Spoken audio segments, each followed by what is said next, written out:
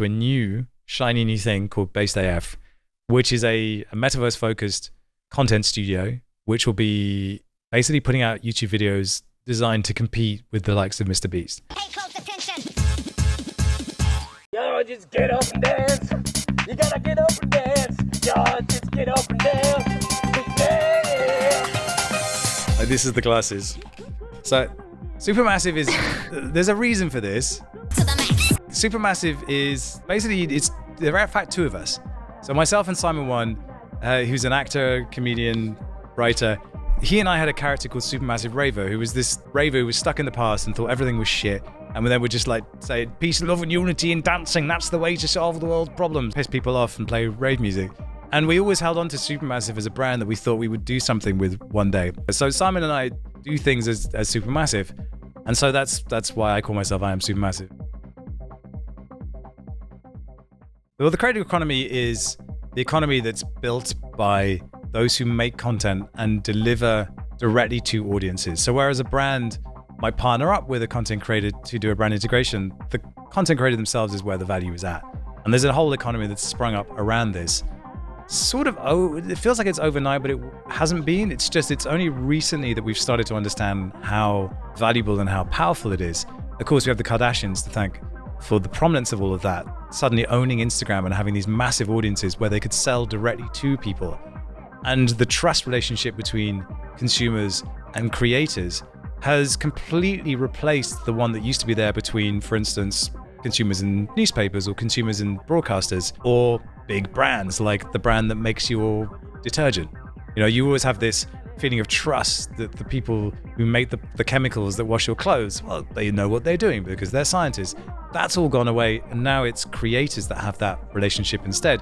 And so you're seeing the rise of super creators like Mr. Beast, where the value of what can be achieved with 100 million subscribers is exponentially larger than can be achieved simply by the number of sales of sneakers you make that year. So that's where the creator economy is just going bananas, like $100 billion it's worth now, which for basically when people think of creators, like particularly YouTubers, you just think of some idiot in front of a camera talking crap or crying or reacting to stuff. How is that of any value whatsoever? And the fact is, it's this feeling of authenticity or perceived authenticity that brands simply don't have. We've gotten so accustomed to seeing the stories that are spun out through advertising and everything else that we call bullshit. And so when we see a creator that is in a shabby environment and they're just talking from their heart, it has resonated with the generation in a way that is a direct reaction to what came before it, the mass capitalization, the mass consumerization of products through the 80s and 90s and into the thousands. And here we are. And it's absolutely wild because it's not only is it opening up the world to literally anybody, whoever you are, wherever you are, but it's actually valuable. There is genuine business to be made here. You've got to be good, but the niche that you sit in that you think nobody's interested in, I bet you there's enough people around the world that will be interested in that for you to start making a business. And I think that's why it's so exciting. It's borderless, it's permissionless in many ways, similar to blockchain. But that's why the creator economy is so exciting, and it's showing no signs of slowing down either. Like, just making stuff wasn't enough, and I wanted to innovate around that. Like the early 2000s, when the first iMac could edit video. This was a huge moment. You got these consumer camcorders, plug it into this shitty iMac that cost like $1,500, but it could edit video. Final Cut Pro 1, iMovie, and suddenly this world of possibility opened up. And it seems nuts to think about it now, but that moment for me, I think, was the birth of YouTube. That moment that consumer video started to reach for cinema, and it started to reach for a different place. So I went through that whole phase of being like an early, I guess you could call it, creator, shooting and editing my own stuff and learning how to do it. And then we started making ski and snowboard videos. I'm English, there are no mountains in England, but as it turned out, the English ski and snowboard scene was about to blow up. And then we turned that into TV shows for the Extreme Sports Channel in the UK, got into like a whole bunch of different things, music videos, corporate films. We learned to set up a business. I mean, I had my first business at 22 and had no idea what I was doing. Just basically got really good at it. Learned to do all sorts of different things, including running the company. And then after about 8 years of doing that, I just decided I wanted to go freelance and pursue different things, and became a music video director, commercials director, directed a feature film, 2016, with my best friend Jez. The floor went all wobbly. Just collapsed. And you wake up dead. We're all dead. Welcome to hell. I am not staying in the beach house of the damned. I'm going home. I don't think we can. Want to be in hell? He knows what we've done. I guess I'm just too curious. I like exploring things like new technology and new boundaries of storytelling. And I would always, once I'd made a music video or I'd made a piece of work, I would always go and try and do something completely different the next time. And so if you looked at my body of work, there was no cohesion to it. There was no sense of me as a filmmaker, as a personality. So I wasn't really doing that well. I'd started a young family and I was heading towards 40, really staring down the barrel of a midlife crisis and wondering what on earth my retirement looked like. Just like, what am I leaving behind? And I was having to answer some hard questions, which was, I'm poor, but I've worked like an asshole for 20 years and I've got nothing to show for it. Me being a filmmaker has always been about something that wasn't necessarily the art of filmmaking. It was actually storytelling.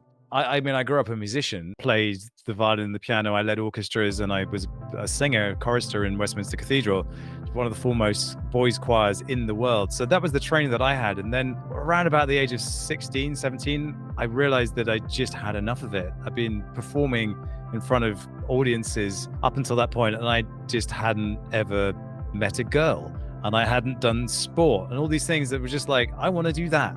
And I was always performing, but I didn't realize that that was what I was supposed to be doing until I started doing YouTube videos. And I was like, oh shit, I remember this. I was a chorister when I was a kid. I was always the one doing the solos. I loved it. I loved being on stage. So what has happened is that I figured out subconsciously how to make all of that make sense. Go over here, take the things that you love doing, add in a dash of this entrepreneurial thing, and then make the conditions right for something to happen. And so that's basically what I've been doing, but it was not intentional and it wasn't planned in any way, shape or form. It's just kind of been this process of exploration. Man, it was swag. Off, mate. The Stenders with a Z at the end. They are two chaps. What are their DJ names, Phil?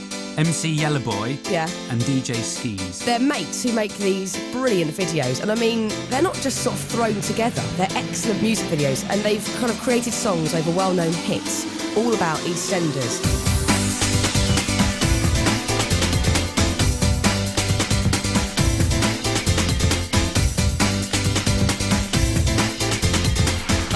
That is so good. You've got to go and check these videos out online. Genius. Because I was going to ask that, is you're starting to take off, you're starting to get bookings and what have you. How do you fund something like this? Robbery. Really just ask myself this very difficult question. What is the problem here? And I realized that the problem was money. So I was like, you need money to make films. And I realized that I needed to completely reboot my career somehow. I needed to just start afresh, make new work. 2017, I go on a road trip with my boss. We drive down to Belgium. Along the way, he tells me about this digital currency that he's bought that's just going up and up and up and up in price.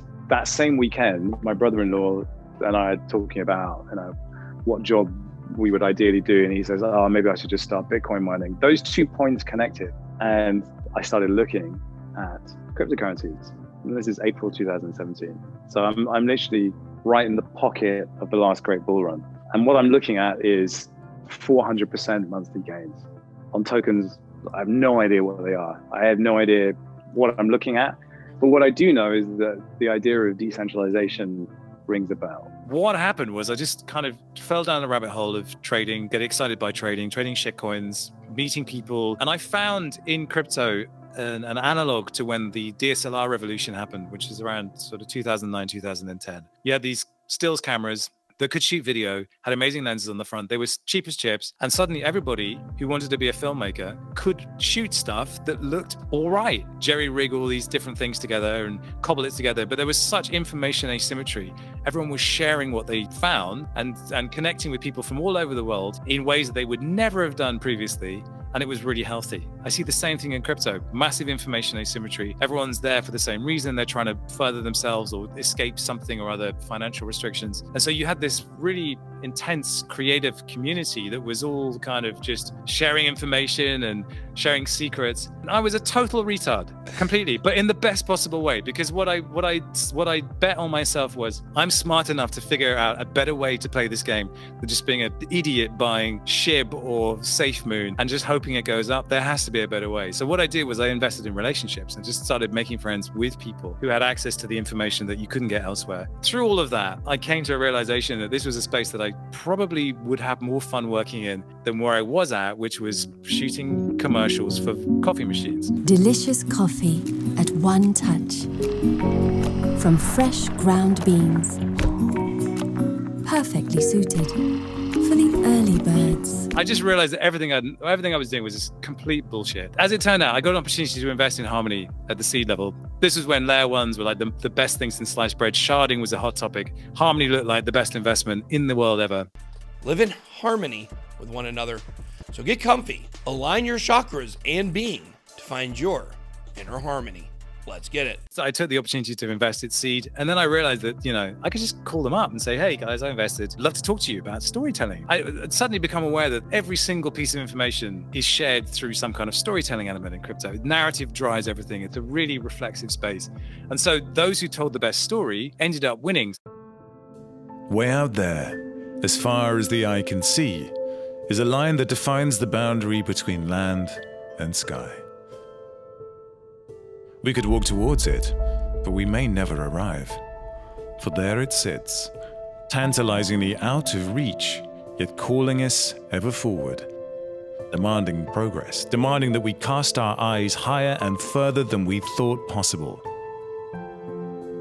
Because what lies beyond the horizon, well, that is a prize worth fighting for.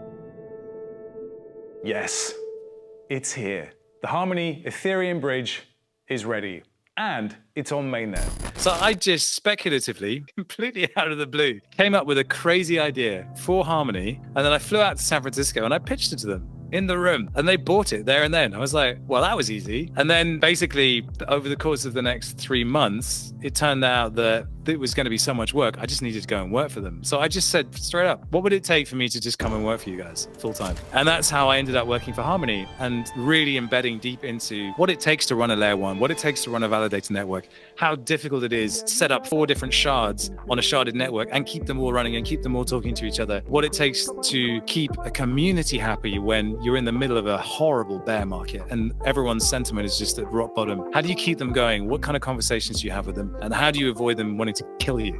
All of these things, fascinating, exhilarating, working with developers and coders who are in so many ways almost identical to the creatives that I used to work with. Yeah, you got that staking. Got my coins, got my keys.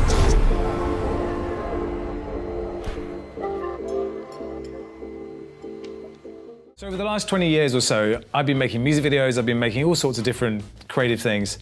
And what has been a constant is I spend a lot of time in post-production because for whatever reason, I grew up as a guerrilla filmmaker, which meant that whatever you had to hand, whatever you could do yourself became what you did.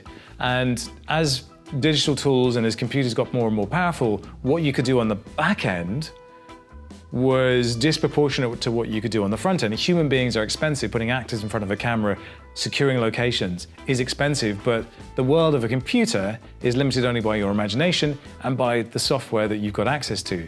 So for me, visual effects have always gone hand in hand with storytelling because I'm always looking to create something that hasn't been done before, something that's slightly different.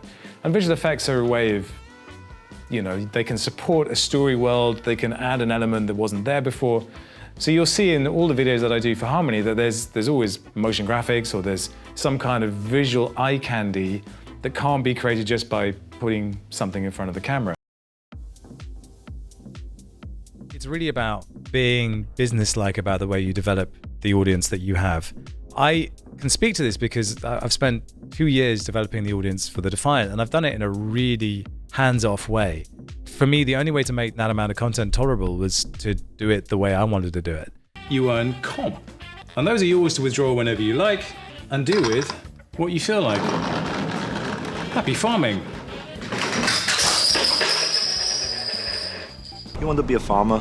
Here's a couple of acres. Farm token. Token. Go up. And up it went indeed. And that might not necessarily be in the way everyone else was doing it, but we'd always put crazy skits and we'd just do the most insane things we could think of because it kept it interesting. And then came Andre, a man with intentions so pure, he was quickly elevated to the status of demigod. If you could bottle Andre, people would buy it.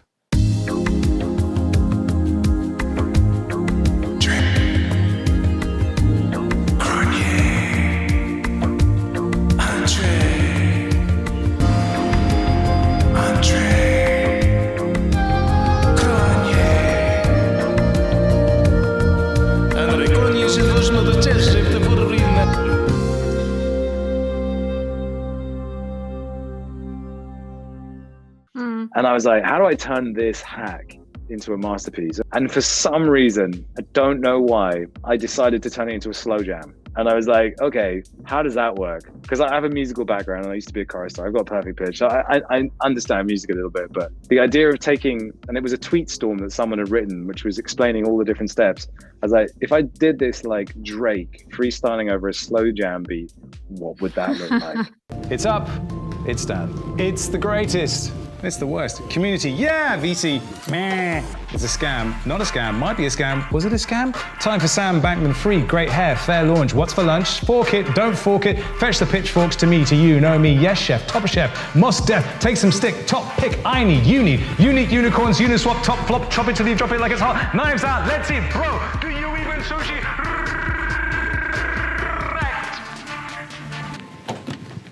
Does that about cover it?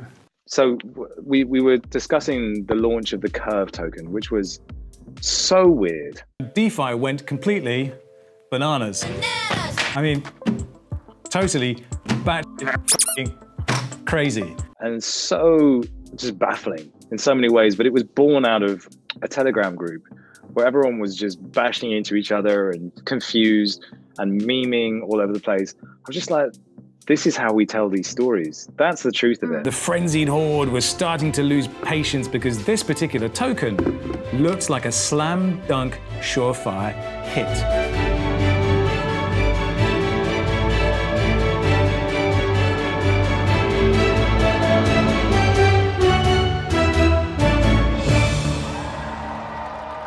And so like in that video, I get hit in the face with a banana a lot.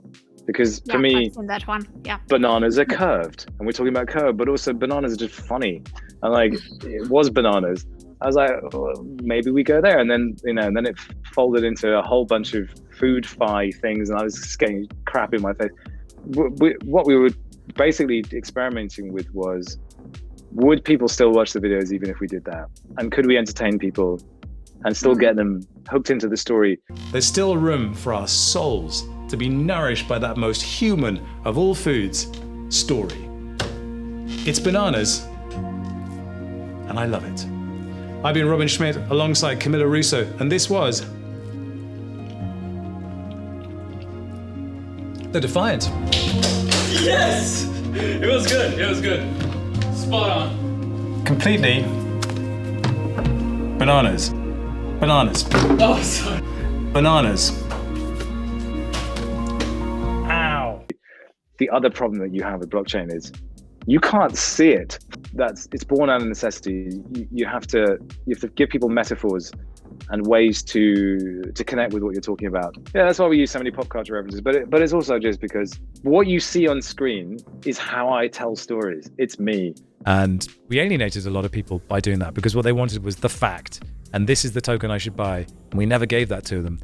And I also never engaged really with the audience either. I didn't have a Telegram group where we conversed, kept really at a distance because it just didn't want to be the reason people lost money. And watch out for rug pulls. Hey, me ask you a question. You like rugs? I got loads of rugs. Like this. Pull, pull.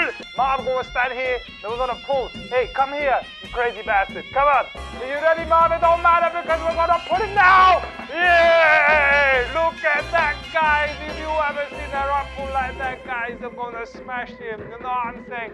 That is the rug pull. That is the way Johnny do it, the Johnny Rug Emporium. Hey, Mav, you okay? I don't care. Hey! Okay, you get the big one. This is only $13 million. Okay, deal for you, my friend. Oh, the little one. This is $9 million just for you. Don't delay. Buy one today. You know, like I said, I kept the audience at arm's reach, and to be a really successful creator, you've got to do the opposite. You've got to bring them close, and I don't think that's necessarily a thing that everyone is really good at. So maybe something that you need to bring someone else into your team that is good at that, or you need to develop being good at that. Like ZHC, who's probably the most successful artist on YouTube at the moment. He's like this shy Asian kid. Hey guys, it's Zach. This is my first YouTube video, so thanks for tuning in. But he developed that persona and parlayed it into the most insane subscriber count, view count. Today we're going to customize this $1 million pool. You know, good for him. So it just shows that there's an element of hustle if you want to be really successful.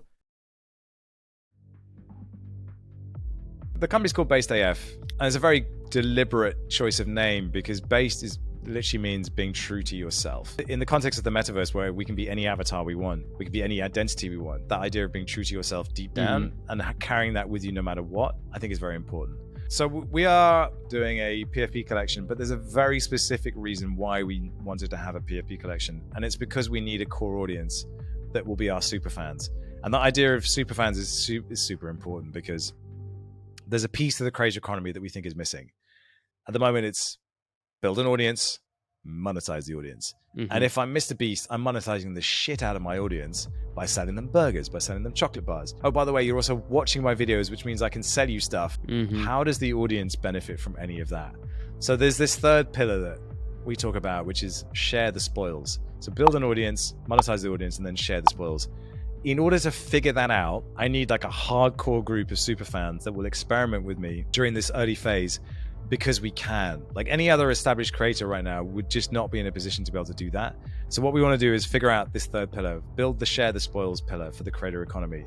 One of the challenges is to remove speculation from the notion of value. There's a couple of ways you can do that actually. Soulbound tokens, so like non-transferable tokens is one way to do that. So you have a token that is given value by you personally or by the actions that you've taken. Maybe you signed a legal agreement that allows you to do certain things or binds you to a certain set of tasks that you had to perform. And then, you know, as a result of doing that, you are awarded perks that distribute automatically because you have this little marker on your NFT. That really works, but it's definitely a route to making a token that isn't about speculation, but is about action and the actions that you take. And then the other thing you can do is you can retrain people to find success in a different way. So, you know, when you think about NFTs, everyone's thinking about the floor price. And that's it. That's the metric. Right. That's the metric of success. So the floor price goes up, you're a genius. The floor price goes down, you're an idiot. You're crashing. Devs, please do something. Training people to think about success in a different way and giving them a different set of metrics is how we do that. Now, I am probably the only person in the world right now crazy enough to try and do that at scale because that's just how I'm wired. I don't think there's any way we can change anything unless you have someone that's prepared to put it all on the line. The stuff that we want to do doesn't work unless we're at scale. So we have to build this system where we can incentivize people to come and be part of that journey with us, be our super fans, be what we like to call full-time fans, because if they're doing work, i.e. watching video, then they should be rewarded for that in some way. With NFTs, which can be a distribution mechanism, they can also be a revenue mechanism, and they can hold media, and they can also be a passport, allowing you into an event or somewhere else. I feel like there's an incredible piece of technology that's kind of like the carrier for any kind of entertainment proposition we would like to fit onto it. This sense that NFTs are only crypto art is just not, it's not the full story by any stretch. When you then think about the metaverse, and particularly from a creative point of view, where you can build anything you want, you can make it 360, you can make it, because it's VR, it's physical as well. So you move, you physically move from one place to another.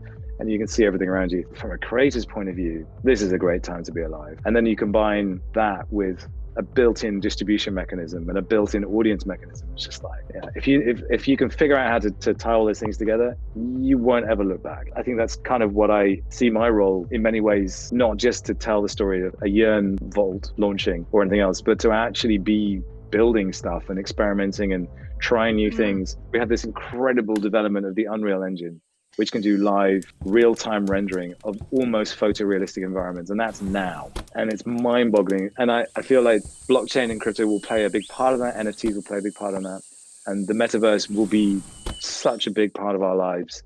And then suddenly you got this heady mixture of all these different ideas and things. But the scary thing is, like, to really make Web3 work in a meaningful way, it has to scale up like massive. Like, you got to have a kind of 3-year mindset. You basically just have to think, like, how do I scale an audience to the largest size I possibly can? Because once I can get it scaled up, all the Web3 kind of things that can really do some good actually start to work, because the network effects kick in, and you know, that's something you really want. And I think crypto's done a really good job of nurturing the idea that small communities can punch above their weight, and I love that. I think that's absolutely true. But there's no doubt that the paradigm that we're in at the moment is bulk volume clustered around entertainment. And so for me, it was just, how do I attack the metaverse story in a way that's going to be massively entertaining? Introducing Fraz Cola, the world's premier beer-flavored beverage. It's Fraz Delicious, highly nutritious with a top secret recipe that's so delicious. Nothing beats the buzz of a cool Fraz Cola. What are you waiting for? We're getting Fraz to the NAS. Consume at your own risk. Symptoms may include and death. So I got really kind of interested in how that would work out, because back in 2017, I was already thinking about this, and there was no PFPs back then. It was just NFTs and how they might benefit filmmakers, and I've always been interested in that. But then this whole PFP thing blew up. But I was also thinking about the issue of this 4-year cycle of Bitcoin. Like, we ride for like a year, 14 months, something like that, and it feels amazing. And then you get to this point where all of that goes away, and you as a creator have not changed. You and what you do have not changed, but the market has changed. And therefore you're in this position of defending and apologizing for the area in which everyone used to be really excited to hear what you had to say. And I hate that. And I just think that's unsustainable. So I was looking for a sphere in which I could build out from what we did in crypto and Web3 already, but had a broader appeal and had a shelf life that would last beyond simply a year and then done. So the metaverse offers me that. It's, in my opinion, going to be the biggest story in technology in the next 10 years.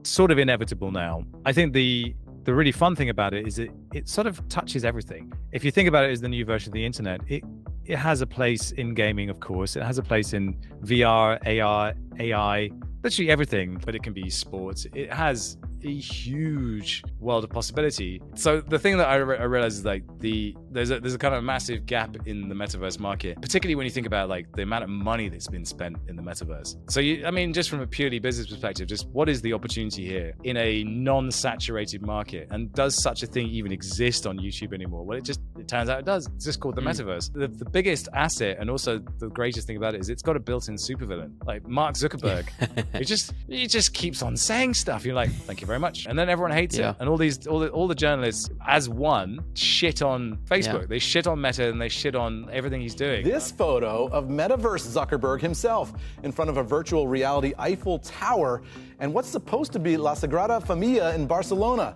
Now he's getting dragged on the internet for how ugly the graphics of this game are. Fortune calling it an international laughingstock, Slate labeling the look so stupid, and Forbes asking, does Mark Zuckerberg not understand how bad his metaverse is? But what if he's right? And what does that look like? I look at the way my kids play Roblox and see them interacting with other people, thinking about economies, the way they want to present themselves in the world. It feels like they're very much ready for the metaverse in ways that more grown-up people are not. And so a lot of the pushback on the metaverse is from people who simply don't think like a 10-year-old kid. Hey, Magdalena! So I think there's all of that for the metaverse, and it's a story that nobody's telling because they just don't think it's cool.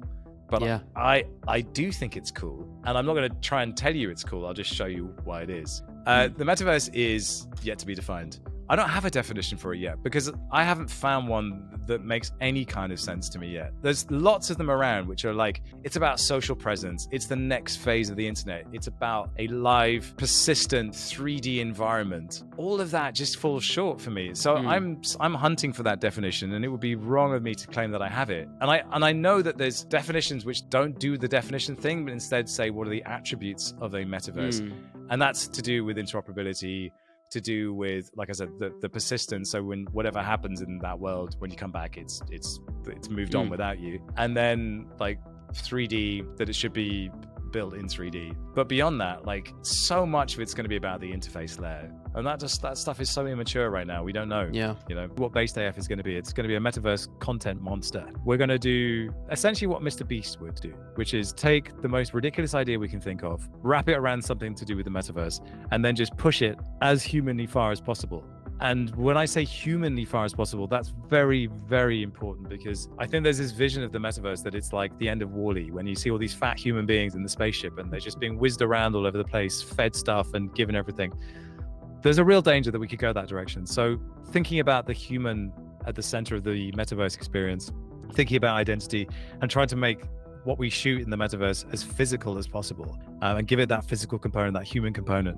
That's how I think the metaverse story will get really interesting. If it's just about technology or a platform, it's dehumanized, and we need to rehumanize that side of things. And so it's like, how do I tell that story rather than just saying, well, they've released a new headset? Because it's just not interesting. Who does this well? Top Gear. So like when Top Gear took on cars, there was car review shows and they would kind of dry and you drive a car, and no, they said cars are lifestyle, they're part of us, we merge with them, so let's go on adventures with our cars. And that's how Top Gear became Top Gear.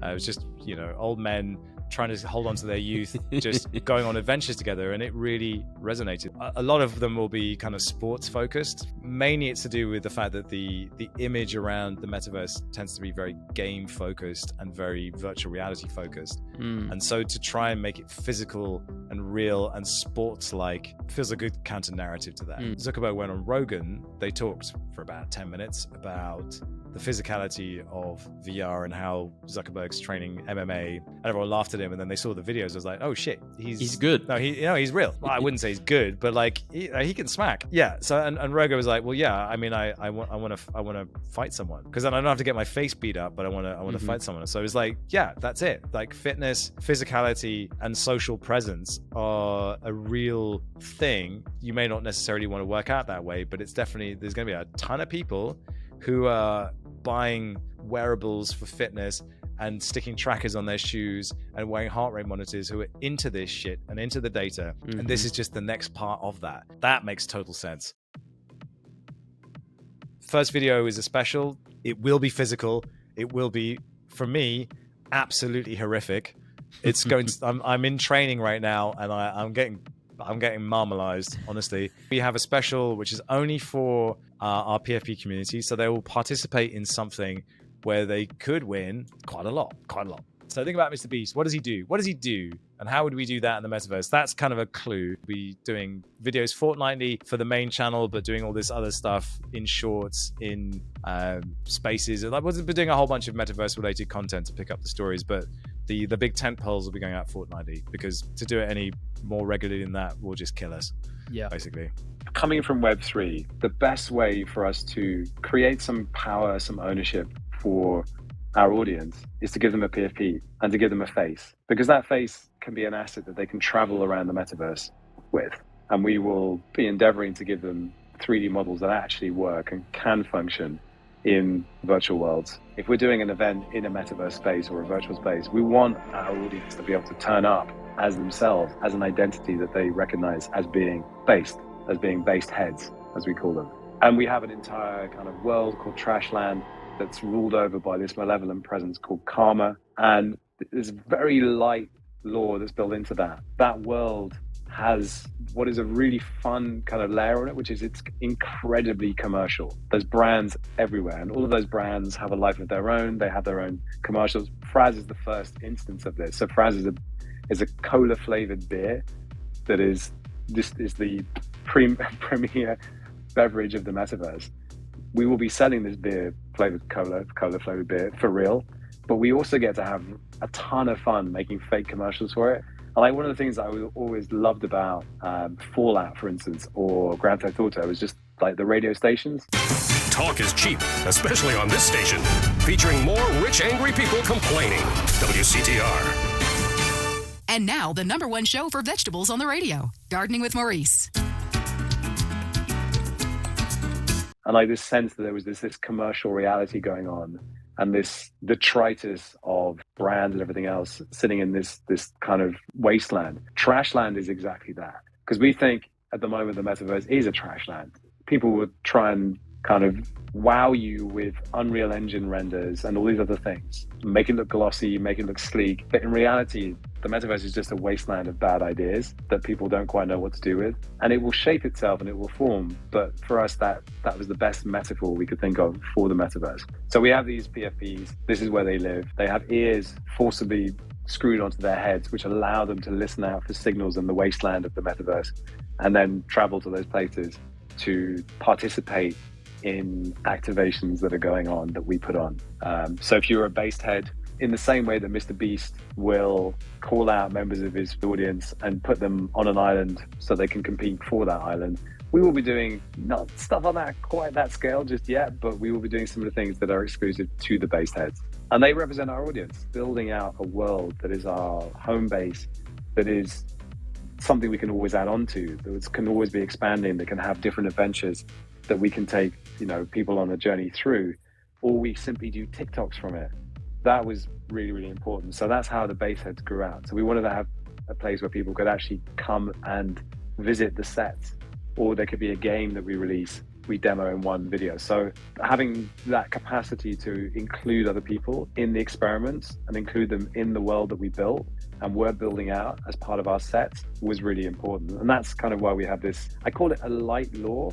It's basically, it's like a short film, basically. If you write a short film, you need a character, a world, and a problem. And from there, the lore in this world will be the videos that we make. So that's where the lore will be written. And it's not like we needed to come up with all this backstory and everything else, because the story is happening in real time in front of you as we make more and more videos, and that will be the record of it. Shall I introduce him? Well, listen, while I've got you here, so Curb is the creative director of BasedAF.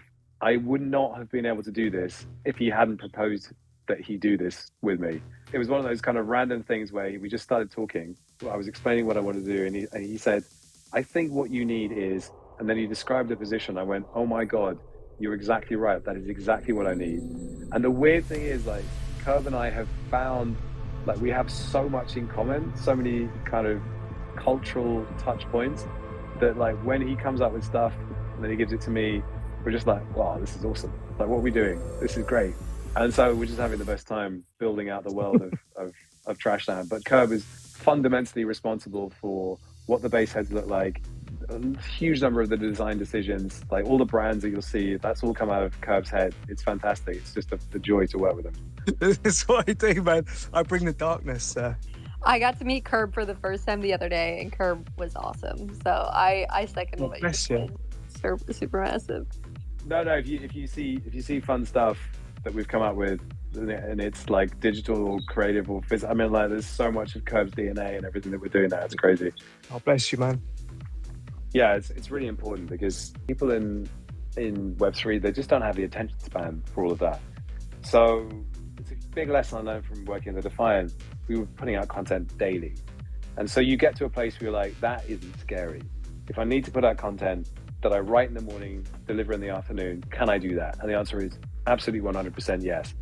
That's how you keep people engaged. And of course, you need to have a game plan in terms of what are the BasedHeads going to be doing in 6 weeks, 2 months, like where are we going to be with them? What drops are we going to do that makes sense within the universe that we're in? And then we need to figure out how we tease them out. So like Fraz Cola is a very obvious one. Like, we're teasing out this reality of Fraz and what it is. But the great thing about what we have is that we can, if we need to create new Fraz content, we can do it in a very short space of time, turn it around really quickly and keep that conversation alive. And I think a lot of projects have a hard time because they're purely digital. So when we talk about ourselves being a metaverse content monster, it's really that. It's the ability to just chew through material and get it posted again and again and again, but for it not to feel cheap. And if it always to feel special, so you always get this feeling that it's just like another juicy morsel to feast on. And then of course, you know, that gives us some breathing room, but also it just keeps the story going and it keeps the Discord interesting. So yeah, it's always on my mind, like, you know, every day, is there something that we can say? Is there something that we can post? Is there something that we can be kind of entertaining people with, or giving them an insight into what we're doing? Like, unless you have a power creator that's able to churn stuff out just constantly, people just kind of lose interest because things become stale really fast. And I think that's our superpower. It's like, I can jump in front of the camera, put the wig on, and just deliver something fun, and that's enough. Or, you know, we've got so much behind the scenes footage, so much stuff that people have never seen that's just kind of funny. We'll just package that up and turn it into a little video and keep it fresh and just, well, you know, things are tough in Trashland. There's not much food out there, so you have to take what you can get.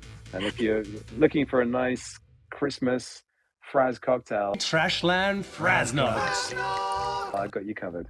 There's a ton of money being spent on the metaverse. There is a ton of endeavor in this space, and nobody really knows where to direct it, and nobody really knows quite how to reach the kind of audience that they're trying to get to. And I think that's where there's a huge opportunity for us, because there will be a large number of pretty hefty sponsors and advertisers that want to be on our channel, and that should put us in a good position over the next 12 months to become profitable. And I think we can probably get to a profitability within 6 months. And you know, what PFP project can say that? It's exciting space. We are launching like a rocket in January, and the mint itself will be in the first week of January. Date to be determined. We know, but we're not letting you know yet. But what will happen, there will be a video drop at the beginning of January, and then there will be a trailer drop, and then very shortly after that, the mint will happen. And the mint price, the public, will be 0.1. Following that up, there'll be a bunch of stuff happening in January, ending up with a big announcement for BasedHeads at the end of January in terms of what they can expect from us in February. So we are keeping everything deliberately vague. What I can say is there is the BasedAF Twitter account. That will be the best place to stay on top of everything. The Discord will open up very shortly before the mint. Again, we're just trying to reduce the amount of bot infestation, and we can't get rid of all of it. And then the time between us announcing the date and the trailer going out will also be extremely short. So the best thing to do is just keep the BasedAF account on alerts. It doesn't tweet very much. That's deliberate as well. And then I'll be posting stuff as well. But we'll be, keeping you entertained with more crazy Fraz stuff. Me drinking dog food. Yes, that really happened. Oh, God. Oh, yeah. Get yourself some lovely premium dog food. Oh, yeah.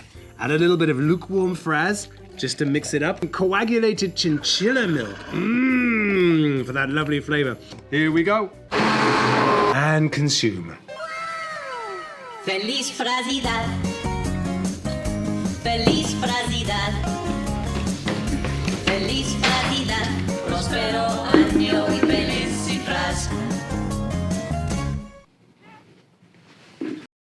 If you enjoy this content, smash that like button, hit subscribe, and maybe consider watching one of my other videos. Bunnies up!